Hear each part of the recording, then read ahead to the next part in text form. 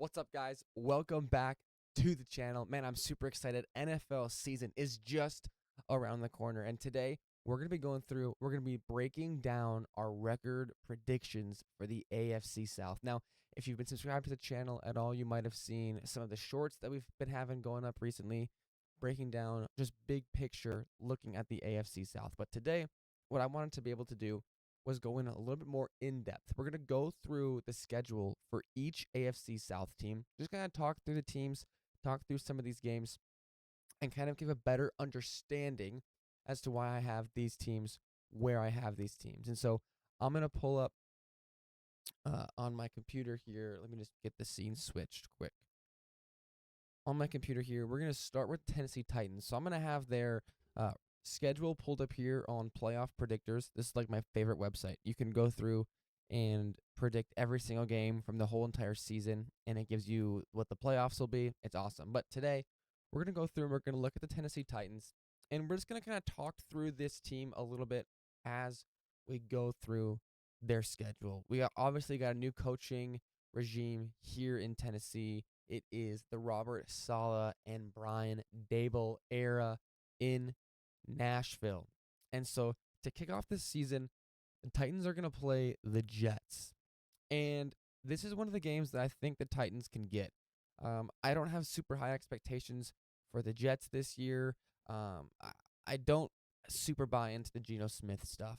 I could be surprised, sure, but it just looked so bad last year in Vegas, and I don't think Aaron Glenn necessarily and the Jets coaching scheme is what's going to transform that. So I think the Titans have an opportunity to get a win in New York or at home against New York, but then they're going to play again at home against the Philadelphia Eagles. I do have them losing that game, followed by a away game with the Giants, and I think the Giants probably pick up that game as well. But this is one of the games where, depending on how Malik Neighbors is doing, I could see this game being pretty competitive, possibly. Then they're going to go play at Baltimore. I have them losing that. So here's really where this division gets interesting for me, is in the division games, right? Houston plays Tennessee at Tennessee. Do I think that the Texans will sweep the Titans? And honestly, I'm just going to give them the benefit of the doubt for one of those games. I think that they lose on the road to the Colts, but I think that I'm just going to, at the moment, give them the benefit of the doubt that they beat Houston in Houston. Next, they're going to play the Browns. I do think they get past the Browns. Then they're going to play against the Bengals. I think they lose to the Bengals. Now, they're going to be playing off the bye against the Jacksonville Jaguars week 10. And this is, again, the same place where I'm just going to give in a divisional round. I like what Robert Saleh, I think, can do with this defense. I like where Brian Daboll could have this offense by week 10. I'm going to give him a home win against the Jags. Then when they play the Cowboys, I am going to have the Cowboys winning that game. I'm going to have the Jags beating them in Jacksonville. Then when they play the Commanders, going to go Commanders there, going to go Lions there. Going to get them the win again against the Colts when they play at home in Tennessee. The Raiders game is an interesting one. Fernando Mendoza's probably going to be starting for Vegas by this point, but we're also going to have a full swing Cam Ward. I personally think the ceiling of how the rosters are broken down, if you specifically look at the passing game, leans slightly to Tennessee. We've got Carnell Tate down there now. We've got Wan'Dale Robinson. I think Brian Daboll could have that offense functioning, but I also think that Clint Kubiak and the Raiders could be looking pretty nice as well. I'm going to slightly lean. I'm going to lean the Titans on that one. I think that should be a good game, though. And then when it comes to the Steelers versus the Titans, I'm going to go the Steelers, and then you round off the season, I'm going to go with the Texans there. And that gives us a record of 6-11. And that's kind of where I have them fluctuating around this season. Obviously, I think there's some games on here that people could really debate me on, right? Mainly the divisional ones. I just don't think that this is a team that's going to get swept by every single team in their division. And so I don't want to project that. Now, if it happens, would I be shocked? I'd honestly be a little surprised, but it wouldn't be the craziest thing. And then I think there's some games where I feel pretty comfortable. If I told you right now, I'd feel pretty comfortable that the Titans beat the Browns. I personally do feel decently comfortable about the Jets week 1. And then there's obviously those games that could go and be toss-ups, right? I think look towards the end of the season, and I'm looking at that Raiders game, and I'm looking at the Steelers game, and I'm wondering, where's Pittsburgh going to be week 17? What is uh, Las Vegas going to look like week 16? But I still think, all that considered, I have them around 6-11. I'd say their ceiling, if everything goes fantastic, is probably like 8 wins. And if everything goes bad, I think they're probably a 3-win team again. So that's kind of a breakdown of the schedule week by week that I have for the Titans. And that's how I'm getting to the 6-11 number that I'm projecting them for this year. Next team up, Indianapolis Colts. They're going to start this season at home against the Ravens, and I think the Ravens get this one. Daniel Jones, like I said, if you saw my short, my prediction for the Colts really comes down to what's Daniel Jones going to be like off of this Achilles injury. I think that there's a chance, he's back and he feels good, but I still think that that's not something I'm super excited about, like, projecting. So I'm going to give the Ravens the win week 1. I'm going to give the Chiefs the win week 2. Then they're going to play Houston at home. I'm going to give the divisional home team the edge there. They're going to play the Commanders. This game is in London, which is important to note because London games are just always different. So this is not going to be a game that's actually played in Washington. And I'm going to give the edge to the Colts there. I think their defense was so fantastic last year, especially to start the season, and even later once Phillip Rivers was playing quarterback for the Colts in the big 2025. The defense still looked solid enough. And so I think that being able to start the season, recover, be healthy, I do have some expectations for this Colts defense, and that's why I'm going to lean them specifically in a London game where just stuff can be all up in the air. Next one, they're going to be playing the Steelers in Pittsburgh. Going to be off of a long week for the Steelers. They probably play Thursday night the week before. This is one where I'm going to lean. Again, it's in Pittsburgh. I'm going to lean the Colts as well. I think that their defense, this will be what I think a pretty defensive game. But I saw what the Colts defense could be last season. And I think if they're healthy and we can get even close to that, that's what I'm feeling great about going there. Then they play the Titans at home. I'm going to go with the Colts. Then they play the Vikings in Minnesota. This will once again be another game that is a defensive battle. The Vikings defense should be elite this year. I think the Colts defense could also be elite again this year. And so when it comes to the offense, this is week 7, and I'm thinking that even if Daniel Jones is not 100% to start week 1, is he able to start ramping up and by week 7 feeling more close to 100%? And then what's Minnesota even going to look like with Kyler Murray as their quarterback? I mean, it really feels like, to me, Kyler Murray it's a real up in the air situation as to what that's going to look like for Minnesota. I find a little more stability in Indy, so I'm going to lean there. Then when they play Jacksonville in Jacksonville, I'm going to give that one again to the home divisional team. Then when they play the Cowboys at home week 9, this will be a great game. And this is one of the games where I'm going to lean the Cowboys because I believe in the Cowboys offense so much this year. I think that the Cowboys offense is just it's good every single year, obviously, with Dak Prescott, CeeDee Lamb, and George Pickens. And this is an opportunity where I just think that offensive firepower overloads the Colts just a little bit. Then when they play the Dolphins at home, obviously we're going to go Colts there. I'm again going to give the home divisional team, which is the Texans, this win here. Then the Colts will play the Giants off of a long week. I'm going to go with the Colts to win that game heading into the bye week. Now, week 14, coming off of the bye, they're going to be playing in Philadelphia. This is another game where I haven't been super impressed with Philadelphia down the stretch the last couple years. And again, I think that if the Colts team is able to avoid injuries, the later into the season they get, the more healthy they're going to be. I'm going to lean the Colts there. I am going to lean the Titans at home. I'm going to lean the Bengals in this Week 16 game. I'm going to go Colts against the Browns, and then I'm going to go with the Colts beating the Jags to finish the season, and we get to 10-7 here. So if you saw my prediction, I had them, I think, at 9-8. If I'm guessing here, probably I had them either losing to the Vikings or I had them losing to the Commanders. It was probably one of those games, and I do think that those are close ones. I also could see them losing to Philadelphia.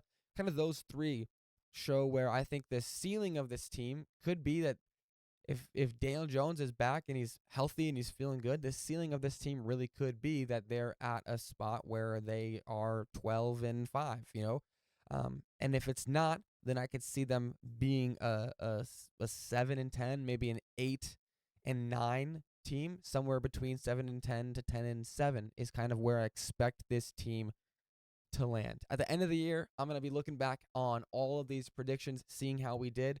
And for me, I would give myself like a plus or minus 2 games, plus or minus a game or two to see how we did on teams, unless there's obviously massive injuries. But if I'm within a game or two, I'm going to consider that a W for me at the end of the season. So then we're going to get into the Houston Texans.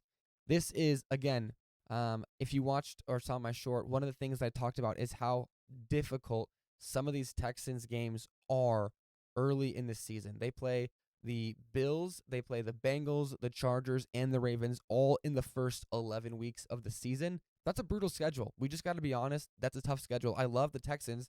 I love their defense specifically, but that's a tough stretch of games. So week 1 against the Bills, I'm going to go Buffalo. I think Buffalo is going to be great this year. I'm really excited to see what that Joe Brady team looks like, but I'm going to go Buffalo week 1. And then this is where I was getting some kick for here. I'm going to go Bengals week 2. I'm high on the Bengals this year. Obviously the Texans defense is going to be elite, but the Bengals offense, specifically in week 2, Joe Burrow's healthy. Jamar Chase looked like he maybe got minorly injured in practice today. So if something with that seems to be more serious, then obviously this is a game that I could see going the other way. But if the Bengals are healthy, their offense is so high-powered in week 2 that I think they could be one of the teams that's able to get past the Texans' defense. And the Bengals defense got better this year. Don't let people tell you it's still terrible. It's not the best in the league, but they definitely improved on their defense from where it was last year. Trey Hendrickson only played 4 games for them that last year, so he really wasn't even a factor for them last season. And so upgrading some of those defensive line pieces specifically helpful for the Bengals. But this is a video about the Texans. Next, I'm going to go Colts. So now we're looking at 0-3, and people are saying, oh, this is bad. Well, just wait for this. I'm going to go Texans over Cowboys here. I love their defense here, and I just trust where this offense is going to be a little bit more than I do the Colts, which is why I have the Colts losing to Dallas, but I have the Texans beating Dallas here. Next, I'm still going to give the Titans that win. I am still going to give the Jags this win, but also notice here, this Jags-Texans game is in Wembley. Really hate that they're doing a divisional game in Wembley. Those divisional games, I think, should be at home in the States. Just my personal opinion. Next, we've got the Giants. They're going to beat the Giants here. Coming up here, they've got the Chargers. I'm going to lean Texans here. But this is going to be a great game as well. I'm going to go them over the Browns, have them beat the Colts.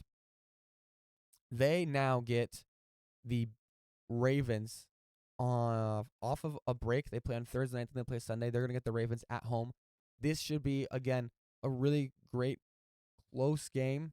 I'm going to lean the Texans because I think that defense is very good, and I love the Ravens, but I don't know if that offense is as high-powered as, say, the Chargers or the Bengals or the Bills, some of these other tough games. So I think that if they go through the Bills, the Bengals, the Chargers, and the Ravens, and you split and you're 2-2 through those 4 games specifically, I think you got to feel good about that. Those are 4 really tough opponents. Next, they're going to get the Steelers. I'm not super high on the Steelers this year. I'm going to go Texans there. I'm going to go Texans over Commanders. I'm going to have them beating the Jags at home. I'm going to have them beating the this Eagles game is going to be really good. I'm going to lean them against the Eagles. I'm going to Monday Night Football against Green Bay with an elite defense, but the Green Bay defense should be healthy at that point.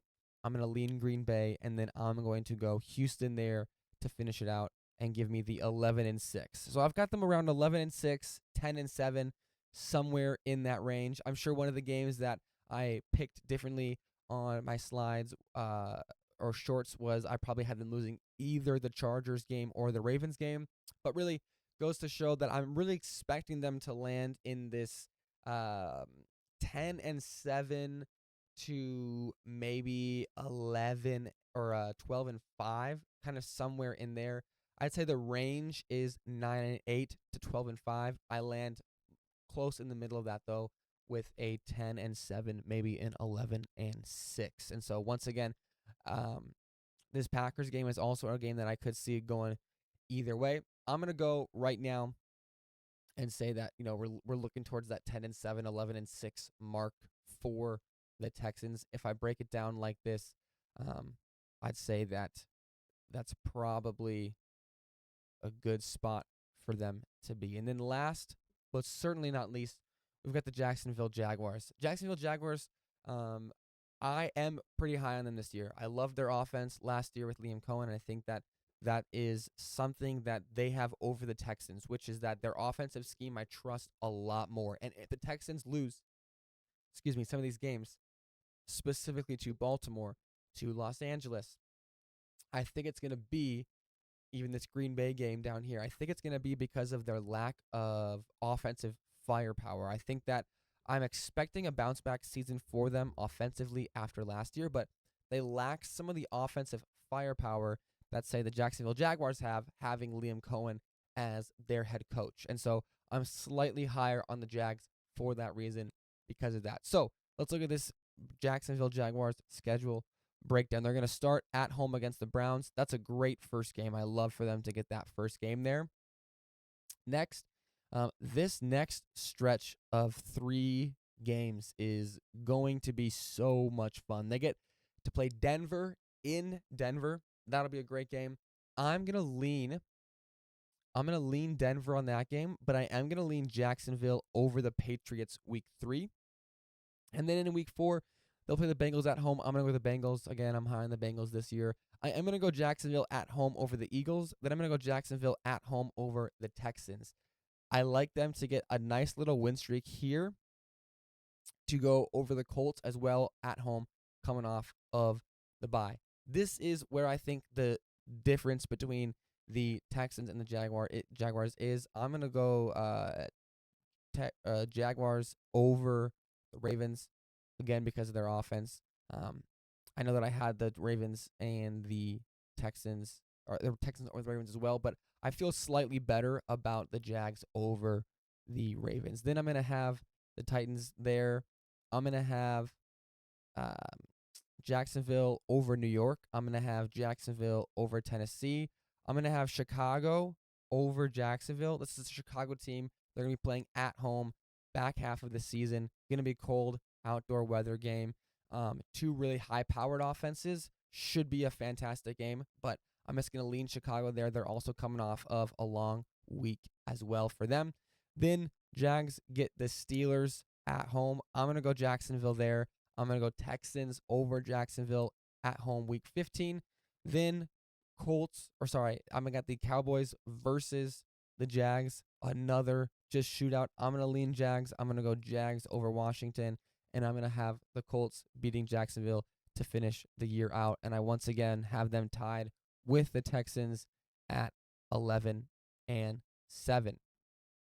Now, this is one where, like I said on my shorts, I really feel like Jacksonville and Houston are going to be neck and neck this season. I think that these teams are clearly the best 2 teams in the division at the moment.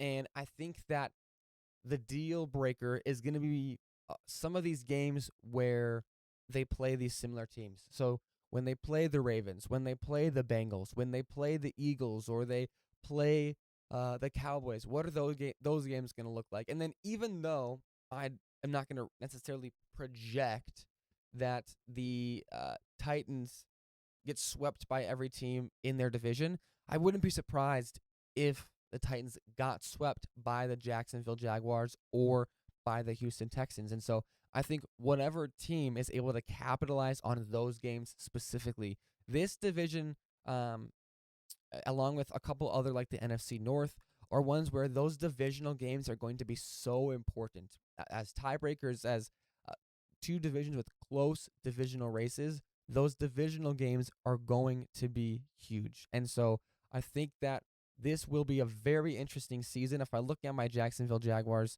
let me pull it back up really quick for a second. I can already notice one of the things that might be wrong here. I've got them with a 3-6 away record, but an 8-0 home record. And so I'm sure that that's not how that will happen. I'm sure they'll probably lose a game at home, and they'll probably win another game on the road, something like that. So all in all, I think it would be very close. I do believe that the playoff